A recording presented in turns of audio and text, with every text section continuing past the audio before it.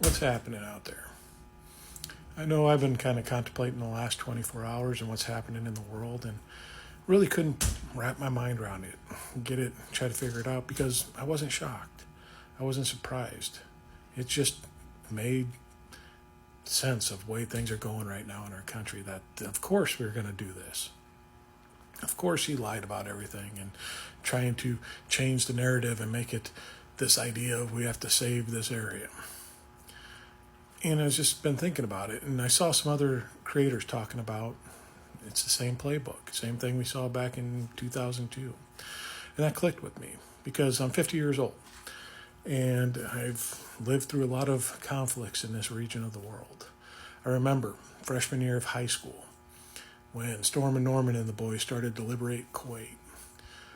When that offensive started taking place, that first day, my freshman year teacher sat us down in first period and was talking to us.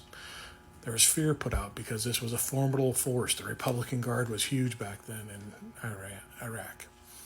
And it was going to take a long time to conquer this area, and that we should start preparing ourselves mentally.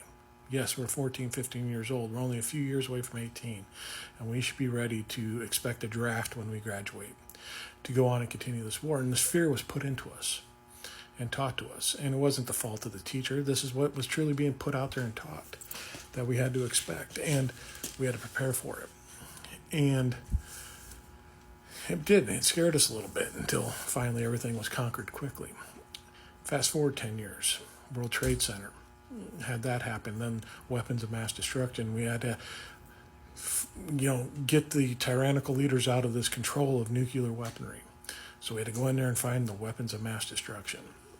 And this was the fear propagated back then.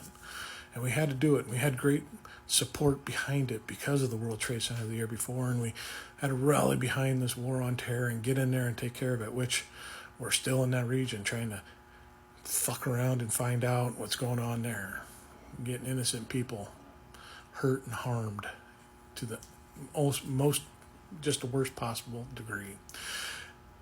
And then fast forward to yesterday, more fear. They have nuclear capabilities. We need to take them out. It's got to protect us.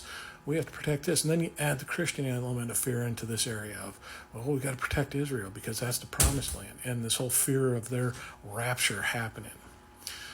When we start letting fairy tales and misunderstood readings of ancient literature dictate world policy and how we have to operate and who we have to protect, we're going to run into some trouble. Now, it's just another fear being put out there. And if I'm going to live by history, the fear gets realized as just that, propaganda and fear. And there's going to be plenty of propaganda and fear put out of what we're happening, what's going on here.